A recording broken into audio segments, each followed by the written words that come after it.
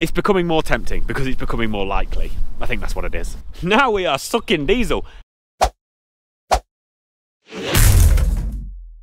What the hell is that? It is dry up there, but it's not very dry down there. That said, however, we do need to get some muck out, so we're gonna just see if it'll carry us and get something moved. We got some finishing stock there, we got some more finishing stock in the shed up there. They could all do with mucking out. We've managed to get a little bit out here and there when it has been sort of dry enough in between showers, but yeah, it's not the best. Now before we get going, we do need to talk about something. Firstly, apologise for the sound. Microphones are playing up and I don't know what's going on. Need to get them sorted, so I apologise for that. Secondly, this happened. Absolutely superb. Richard, please reveal the winner. We'd like to announce that the winner is James Herrick.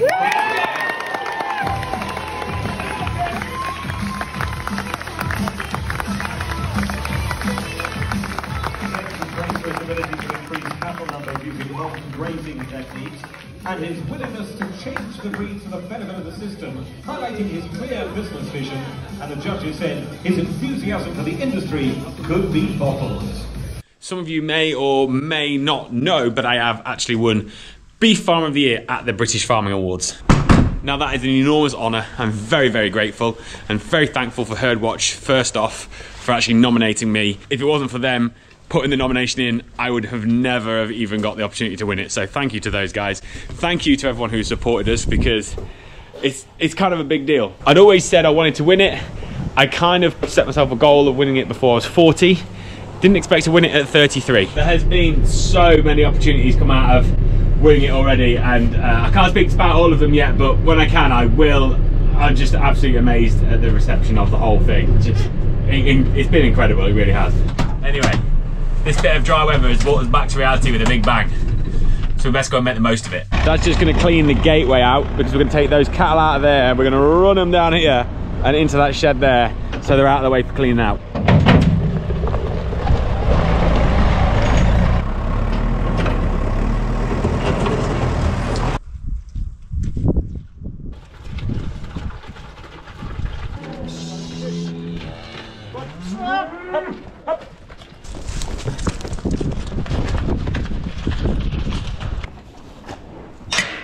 This muck's not horrifically deep, but you can see when it's wet, it just goes all potholey and yeah. Normally at this time of year, we would muck that out and just chuck it in the silage pit and deal with it on a frost, but yeah, we all know the story there, right?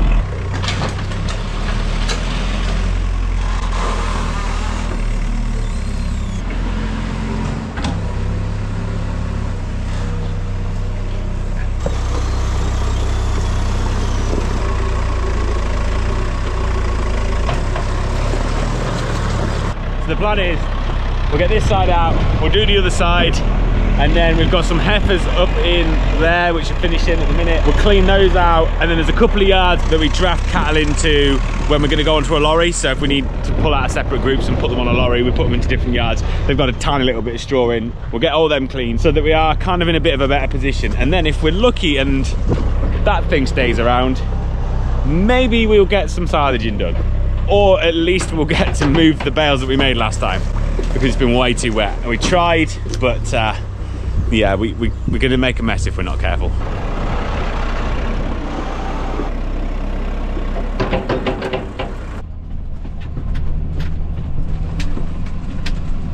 I'm upfield now. I need to pick a new spot for dropping this muck, and that takes a little bit of thinking about.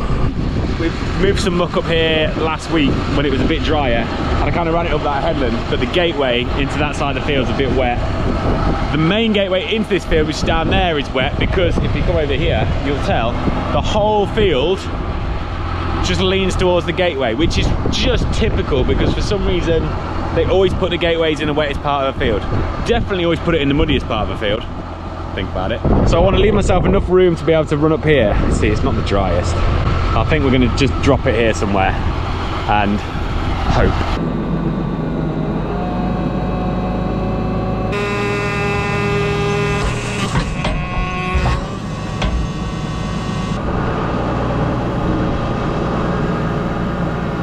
The main thing now is to just hope and pray that it stays dry enough, long enough, so we can get this muck out, because I hate making ruts and I just don't want to have to deal with that problem.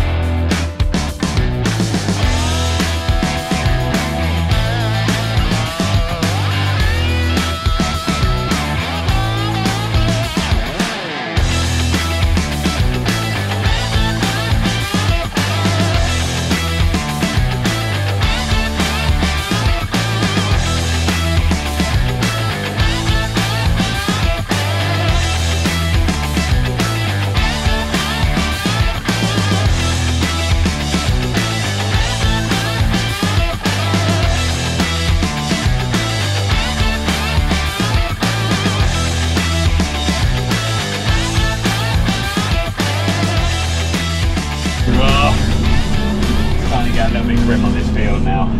We're making a bit more mess than I'd like to make, let's be honest. We're on the second half of the shed and we're nearly finished, so I think we can persevere enough to get the rest of that up here at least. That said, I think we're going to have to look for somewhere else to put the rest of it, because I just can't see if we're going to get it up here. Even if it does dry up, it's going to have to really dry up. You can see here, look, it's just starting to make a few ruts, and that's not much fun, because I do not like ruts. You know what the problem is? It's not the tractor. The tractor is actually driving through it fine. It's the trailer. The trailer is on narrow tyres, because when these things were born, they didn't make flotations. Now we have toyed with the idea of swapping a couple of trailers in for one with flotations. However, have any of you tried to find a 12-ton trailer that's in good condition with a hydraulic backboard and ideally air brakes with flotation tyres on it? It's like trying to find rock in horse muck. They just don't exist. And yes, I could buy a new one, but I kind of feel it's a little bit criminal buying a brand new trailer and then chucking muck in it. I just can't quite bring myself to do it. Dad's just getting the last bit out the other side of it now, putting in that trailer. I've just barricaded up with that trailer so we can run everything back to where it should be. And then we're gonna have to go for a look where else we can take muck, because yeah, we can't keep going up there. The joys.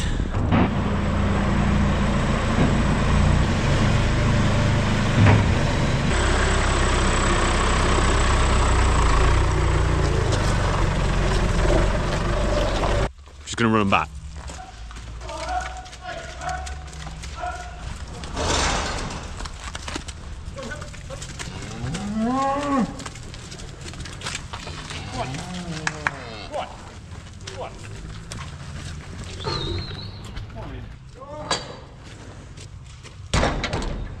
And now for the other end.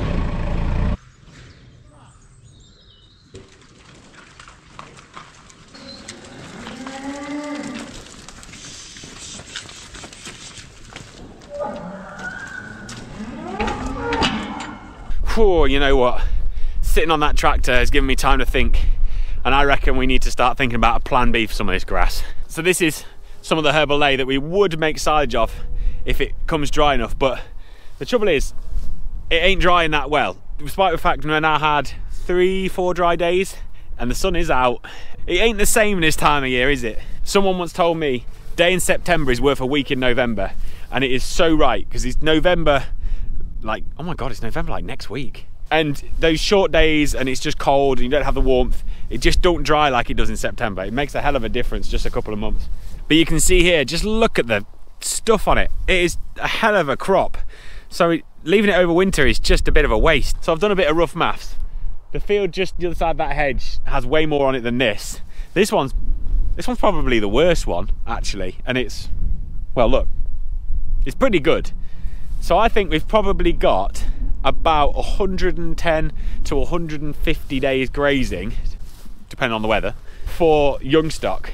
So if we put steers out here and we put heifers out here, we could probably keep them out, well, we could probably keep them out all winter. Now the only problem is, we've got 30 odd acres up there where we need to fix a water pipe in order to be able to graze it, but we could bring young stock onto this 30 acres here and then in the meantime fix that up there, because realistically that would give us probably a couple of months to get that fixed. Oh, I don't know. It's definitely worth thinking, it's definitely worth considering. If we absolutely had to, we could move twice a day, and young stock, realistic, what they're going to want? 2.5 to 3% of their body weight, even if that means that we leave a bit of a longer residual. They'd move across this pretty slowly, but yeah, I don't know. It's becoming more tempting because it's becoming more likely. I think that's what it is. Plan is now, start and move that monstrosity. So that silage pit is about 95 foot long, something like that, and it is just chock-a-block full of muck. So we've got to get that out whilst it's dry, because we've still got the bullpens over here to clean out, but they're slow. It's like 5 or 6 load of muck, and it just takes forever. So we'll leave that. We can do that when it's wet. Next job, tackle that bad boy. Dad's just coming down with the telehandler, and we're not going to take this too far. We're just going to take it up to the 14 acre, which is just one field up the track. That's pretty dry. We shouldn't make a mess, and if things go well, we'll get a good chunk of that out. Fingers crossed.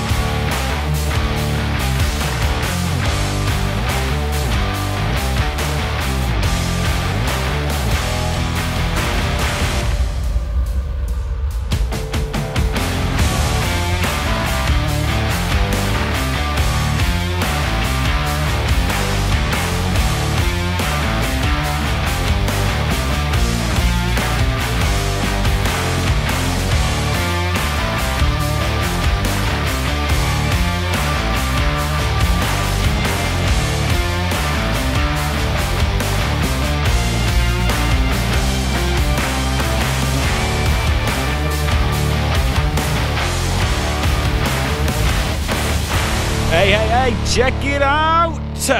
Now we are sucking diesel. You do not know how much better I feel because that is starting to go down. I am, however, starting to realise how much is in there though.